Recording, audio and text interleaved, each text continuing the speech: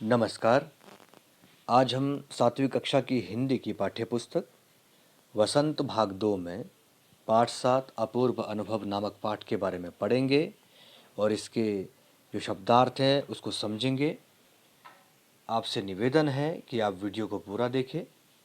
यदि वीडियो अच्छा लगे तो वीडियो को लाइक और चैनल को सब्सक्राइब करें। तो आइए आज का वीडियो शुरू करते हैं। अपूर्व अनुभव नामक संस्मरण पाठ को पढ़ने से पहले हम इसके बारे में थोड़ा सा जान लें। इसमें जो दो मुख्य पात्र है उसमें तोतो चान और यासुकी चान है। ये एक प्रेरणादायक संस्मरण है। इसमें बच्चों में सहयोग, सहानुभूति और बहादुरी की जो भावना है उसको उजागर किया गया है। इसमें एक जो मित्र है उसे एक पोलियोग्रस्त के रूप में दिखाया है जिसका नाम यासुकी चान है, और जो दूसरा मित्र है उसका नाम तोतो चान है। तो इस पूरे संस्मरण में आपको पेड़ पर चढ़ने के प्रयास के बारे में और उनके अपूर्व अनुभव के बारे में दिखाया गया है। यह जो संस्मरण है यह जापानी साहित्य का एक हिस्सा है जिसे हिंदी में अनुवाद करके आपके सामने लाया गया है। तो चलिए आज का ये जो संस्मरण है इसे पढ़ना शुरू करते हैं। अपूर्व अनुभव। सभागार में शिविर लगने के 2 दिन बाद तोतो चान के लिए एक बड़ा साहस करने का दिन आया। इस दिन उसे यासुकी चान से मिलना था। इस भेद का पता ना तो तोतो चान के माता पिता को था ना ही यासुकी चान के। उसने यासुकी चान को अपने पेड़ पर चढ़ने का न्योता दिया था। तोमोए में हर एक बच्चा बाग के एक एक पेड़ को अपने खुद के चढ़ने का पेड़ मानता था। तोतो चान का पेड़ मैदान के बाहरी हिस्से में कुहनबुस्तु जाने वाली सड़क के पास था। बड़ा सा पेड़ था उसका, चढ़ने जाओ तो पैर फिसल फिसल जाते, पर ठीक से चढ़ने पर जमीन से कोई 6 फुट की ऊंचाई पर एक द्विशाखा तक पहुंचा जा सकता था।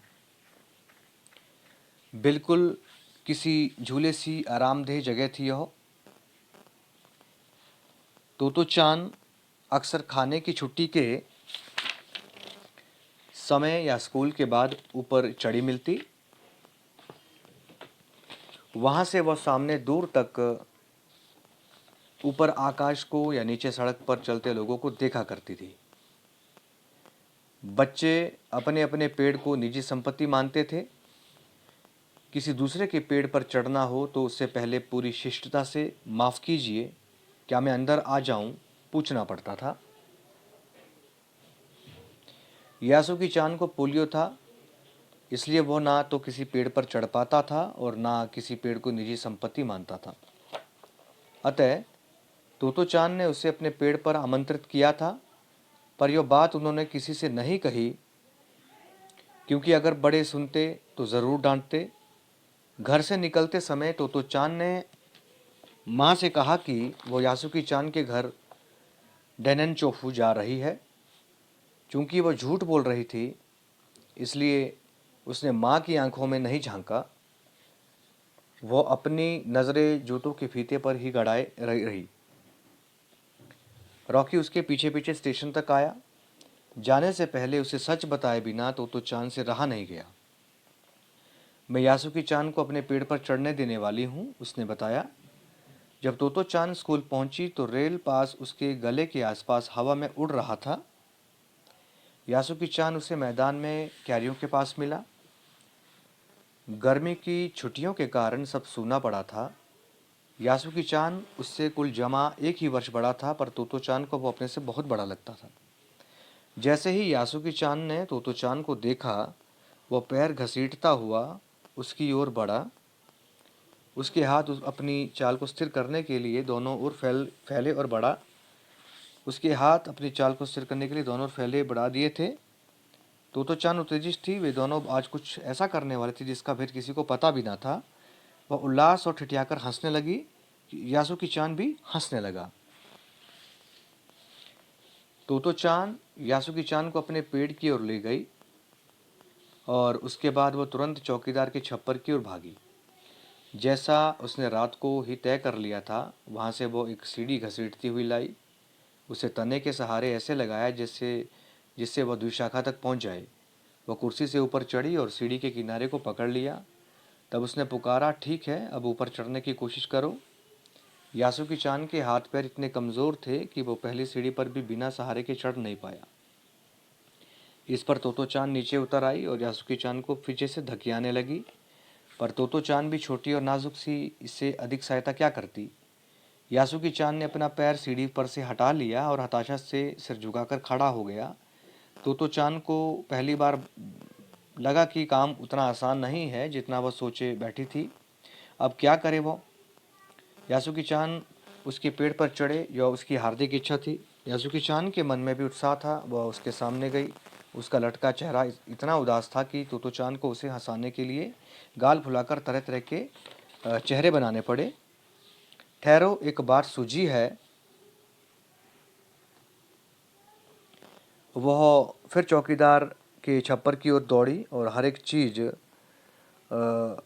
उलट पुलट कर उन्होंने हर एक चीज उलट पुलट कर देखने लगी। आखिर उसे एक तिपाई सीढ़ी मिली जिसे थामे रहना भी जरूरी नहीं था। वह तिपाई सीढ़ी को घसीट कर ले आई और अपनी शक्ति पर हैरान होने लगी। तिपाई की ऊपरी सीढ़ी द्विशाखा तक पहुंच रही थी। देखो, अब डरना मत, उसने बड़ी बहन की सी आवाज़ में कहा, जो डगमगाएगी नहीं। यासुकी चान ने घबराकर तिपाई सीढ़ी और पसीने से तरबतर तोतो चान की ओर देखा। उसे भी काफ़ी पसीना आ रहा था। उसने पेड़ की ओर देखा और तब निश्चय के साथ पांव उठाकर पहली सीढ़ी पर रखा।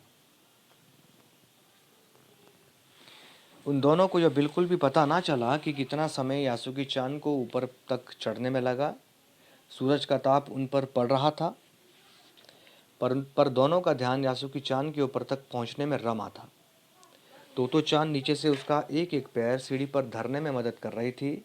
उसने सिर से वो अपने सिर से वो उसके पिछले हिस्से को भी स्थिर करती रही।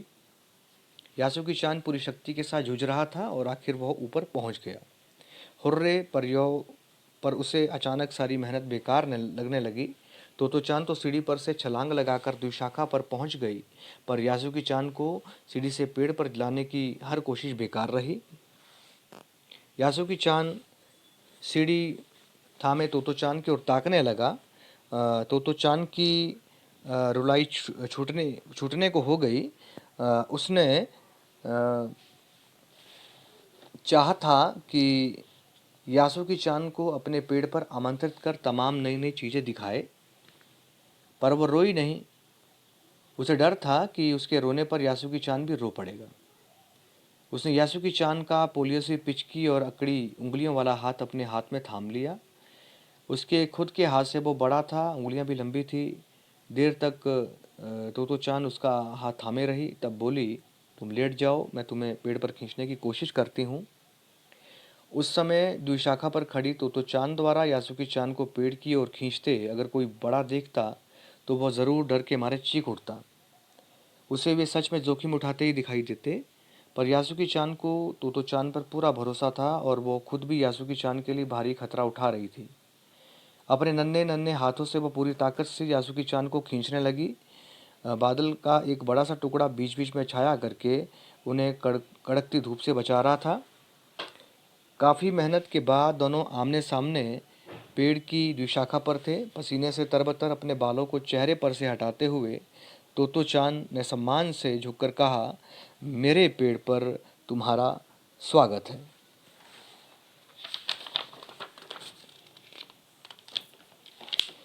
यासुकी चान डाल के सहारे खड़ा था, कुछ झिझकता हुआ। वह मुस्कुराया, तब उसने पूछा, क्या मैं अंदर आ सकता हूँ?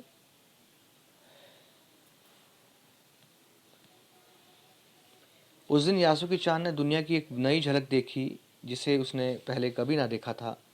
तो ऐसा होता है पेड़ पर चढ़ना, यासुकी चान ने खुश होते हुए कहा। वे बड़ी देर तक पेड़ पर बैठे बैठे इधर उधर की गप्पे लड़ाते रहे। मेरी बहन अमेरिका में है, उसने बताया कि वहाँ एक चीज़ होती है, टेलीविज़न। यासुकी चान उमंग से भरा बता रहा था।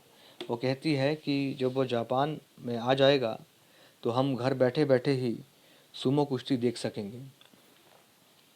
वो कहती है कि टेलीविज़न एक डिब्बे जैसा होता है। तो चांद उस समय यह तो ना समझ पाई कि यासुकी चांद के लिए जो कहीं भी दूर तक चल नहीं सकता था, घर बैठे चीज़ों को देख लेने के क्या अर्थ होंगे।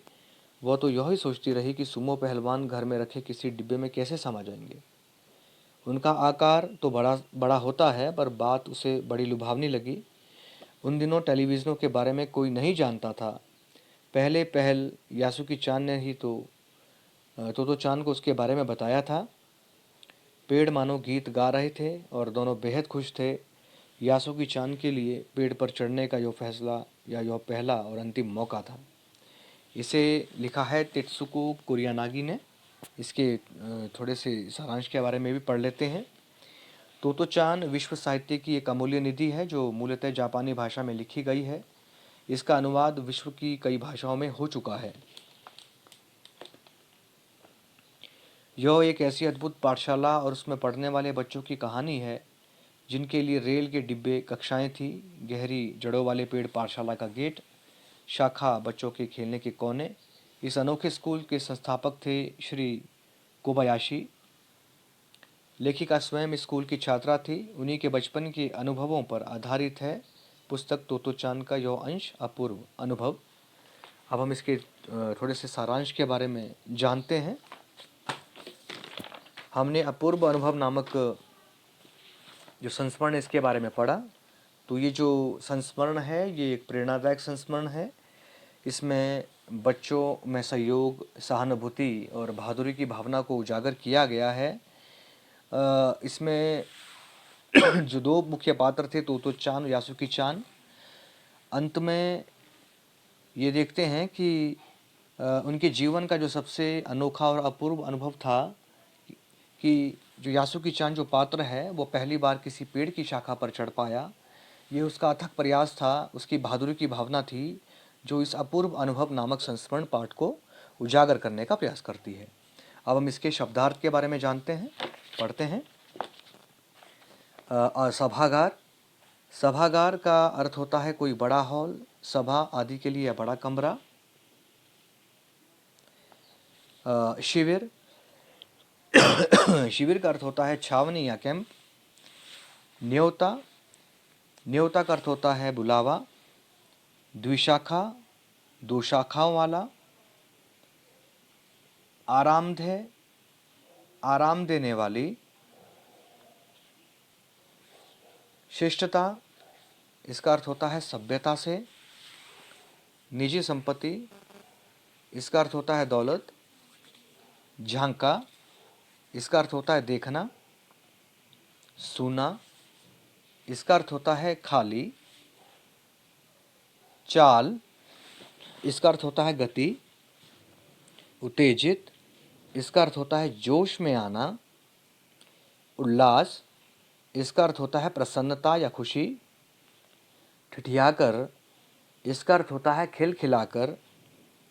धकियाने, इसका अर्थ होता है धक्का देना। हार्दिक,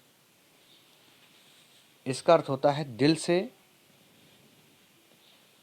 उत्साह, इसका अर्थ होता है जोश, हौसला। सूझी, सूझी का अर्थ होता है ध्यान में। तिपाई सीढ़ी, इसका अर्थ होता है तीन पैरों वाली सीढ़ी। हैरान, इसका अर्थ होता है स्तब्ध होना। डगमगाएगी, इसका अर्थ होता है लड़खड़ाना। तरबतर, जो तरबतर शब्द है इसमें कई बार आपको कन्फ्यूज़न होता है। तरबतर शब्द का अर्थ होता है भीगी हुई। उसके बाद जो शब्द है वो है ताप। ताप का अर्थ है गर्मी या जलन। इसके बाद जो शब्द है वो है झुंझुना। झुंझुना का अर्थ होता है संघर्ष करना। आखिर, आखिर का अर्थ होता है अंत में। ताकने, ताकने का अर्थ होता है देखना या निहारना। रुलाई, रुलाई का अर्थ होता है रोने की क्रिया।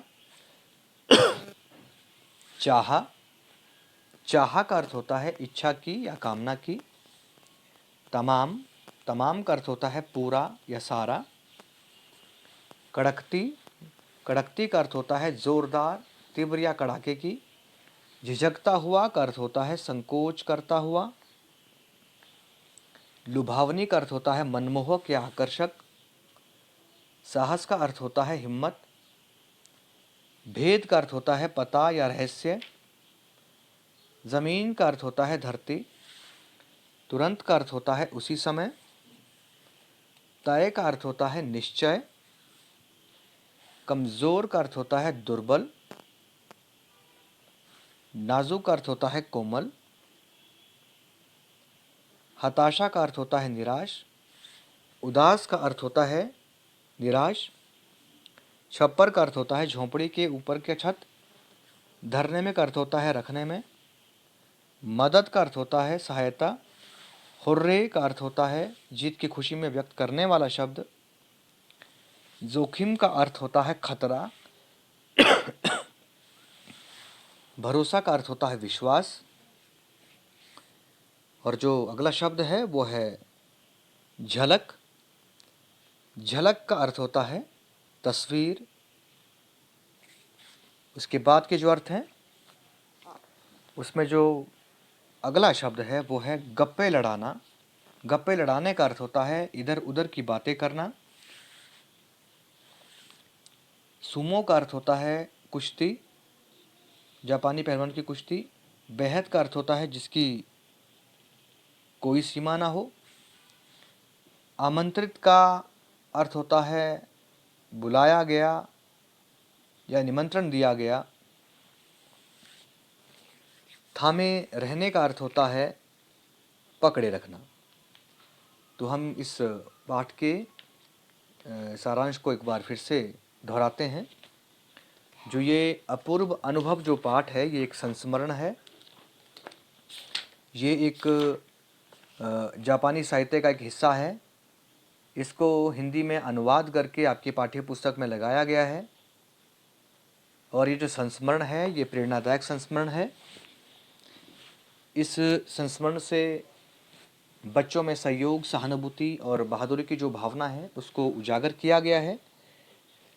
साथ ही साथ ये संस्मरण है इसमें जो दो मुख्य पात्र हैं तोतो चान और यासुकी चान, उनके किए गए अथक प्रयास के बारे में दिखाया गया है। धन्यवाद।